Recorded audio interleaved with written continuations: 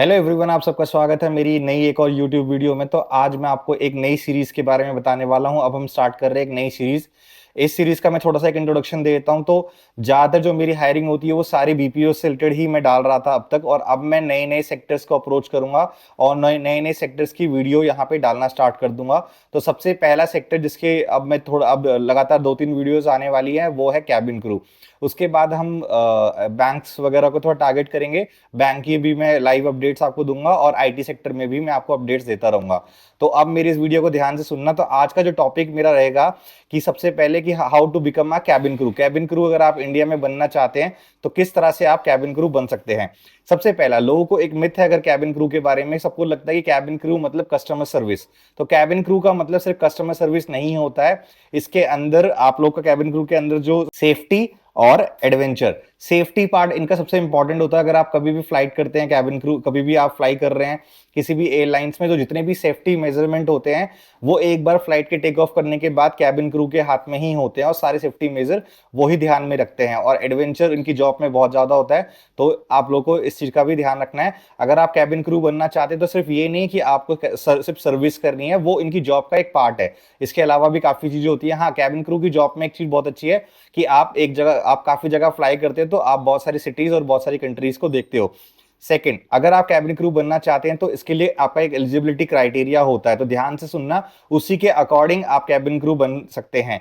और जो ये वीडियो मैं बना रहा हूं ये इंटरनेशनल कैबिन क्रू के लिए नहीं है, ये डोमेस्टिक कैबिन क्रू के लिए है।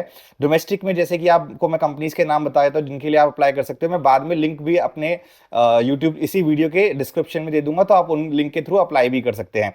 कंपनीज जैसे एयर इंडिया, इसके अलावा इंडिगो, स्पाइस जेट, विस्तारा, और इसके अलावा काफी कंपनीज है। मैं उन सबके लिंक आपको अपने डिस्क्रिप्शन में दे दूंगा उनका। तो आप उस लिंक के थ्रू जाके अप्लाई कर सकते हैं। मैं बता दूंगा अभी फिलहाल, आगे पूरी वीडियो को पूरा ध्यान से देखना, तो आपको लोगों को पता लग जाएगा कि किस तरह से अप्लाई करना है। तो सबसे पहले हम एलिजिबिलिटी पे आते हैं कि एलिजिबिलिटी क्या होनी चाहिए।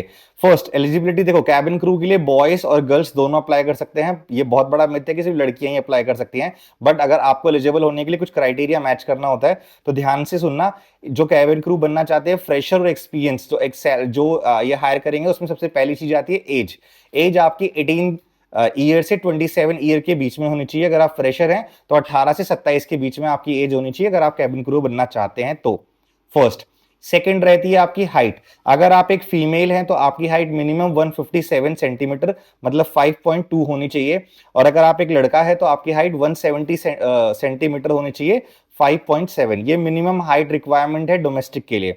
इसके अलावा एजुकेशन, एजुकेशन में सिर्फ 12th पास होना सही है। अगर आप ग्रेजुएट है तो और भी अच्छी बात है, बट अगर आप 12th पास है तो भी आप कैबिन क्रू के लिए अप्लाई कर सकते हैं। लैंग्वेज, लैंग्वेज में रहेगा fluent English communication skills plus Hindi, ये आपको आनी चाहिए अगर आप डोमेस्टिक में अप्लाई कर रहे हैं। और अगर आपको कोई रीजनल लैंग्वेज आती है तो वो भी आपके लिए वेल एंड गुड है, वो भी बहुत अच्छी चीज है।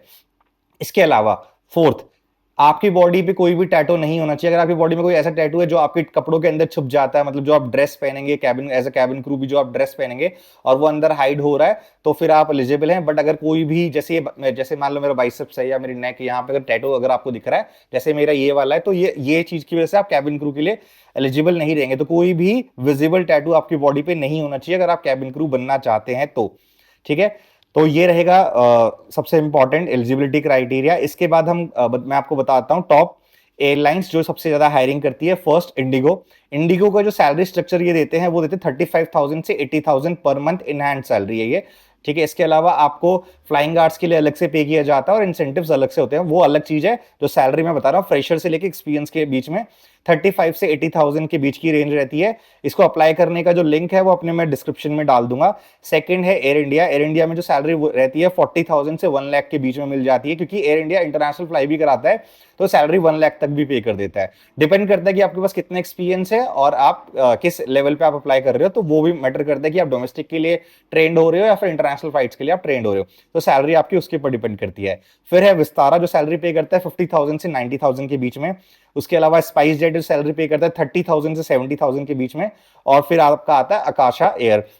जो 40,000 से 80,000 के बीच में सैलरी पे करता है। इन सबके लिंक्स मैं आपको डिस्क्रिप्शन में दे दूंगा, आप उनको लिंक पे जाके बुकमार्क कर लेना, और बुकमार्क करने के बाद आप हर 7 डेज में आप जाके चेक कर सकते हो कि कब वो ओपनिंग आ रही है, कब वो ओपनिंग नहीं आ रही है। तो मेल और फीमेल दोनों इसमें अप्लाई कर सकते हैं। इसके अलावा आप लोग को क्या करना है, आप इनके जो जैसे इंस्टाग्राम पेज हो गया, सोशल मीडिया के जो पेज हो गए, उन पे उनको भी फॉलो कर लो, और वहां पे भी अपडेट आती रहती है कहाँ पे इंटरव्यू हो रहे हैं।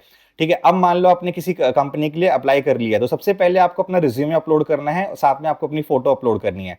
ठीक है, ये दो चीज आप अपलोड करते हो। उसके बाद कई कंपनी का अलग अलग चीजें होती है, जैसे इंडिगो है, इंडिगो में आप ये अगर अपलोड करते हो तो वो आपको वॉक इन के लिए बुला लेगा। जैसे गुड़गांव में उनके वॉक इन होते हैं, मुंबई में होते हैं, तो ऐसे बैंगलोर में होते हैं, तो वो अपने वॉक इन पे डायरेक्टली आपको बुला लेता है, आपको एक मेल आ जाती है जिसके थ्रू आप कर सकते हो। कई कंपनीज में क्या होता है कि वो आपका कॉल पे ही एक राउंड ले लेते हैं, जिसमें आपकी कम्युनिकेशन स्किल्स को चेक करते हैं। तो अगर आप वो क्लियर करते हो तो फिर आपको वो नेक्स्ट राउंड के लिए अपने ऑफिस में बुलाते हैं। तो इस तरह से आप अप्लाई करते हो। ठीक है, इसके अलावा आपको जो इंटरव्यू टिप्स मैं आपको ध्यान से बता देता हूँ। सबसे पहले जब आप इंटरव्यू देने जाओगे, अगर मान लो आप वॉक इन में जा रहे हो, तो फर्स्ट राउंड आपका रहेगा ग्रुप डिस्कशन राउंड।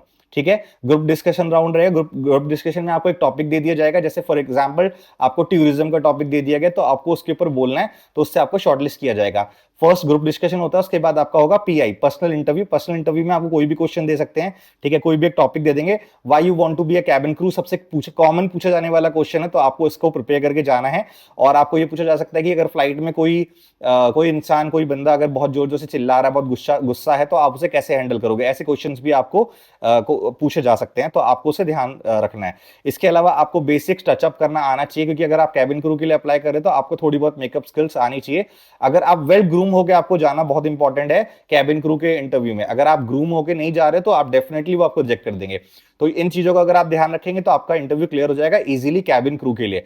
इसके अलावा गाइस, अब जो सबसे इंपॉर्टेंट मैं बताने वाला था, मैंने आज आपको डोमेस्टिक का बताया, नेक्स्ट वीडियो में आपको इंटरनेशनल का बताऊंगा, और फिर मैं आपको जॉब्स बताता रहूंगा, कौन कौन सी कैबिन क्रू की जॉब कहां कहां पे आ रही है। तो अगर आपको मेरी ये वीडियो इंफॉर्मेटिव लगी तो अपने फैमिली फ्रेंड्स के साथ शेयर करें, मेरे यूट्यूब चैनल को सब्सक्राइब करें। Thank you so much.